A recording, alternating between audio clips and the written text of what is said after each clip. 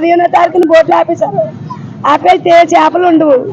ఏదో మా కాలేజ్ చేపని మా జీవాపాయానికి ఎక్కడికో వెళ్ళి ఇలాంటివి తెచ్చుకొని ఈ ఫిషింగ్ హార్బర్లో అమ్ముకుంటాము.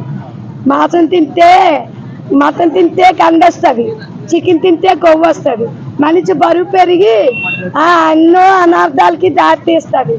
చేప తింటే మంచి విటమిన్స్ వస్తుంది, మంచి బలం వస్తుంది, దృఢంగా ఉంటారు, స్ట్రాంగ్గా ఉంటారు. చేప చాలా చాలా హెల్దీ ఫుడ్. చేప తింటే మంచిది. ప్రతి ఒక్కరికి అదే చెప్తున్నాను.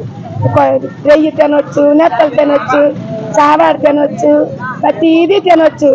6వ నెల 15వ తారీఖున అమ్మవారి పండుగ అవుతుంది, గంగమ్మ పండుగ.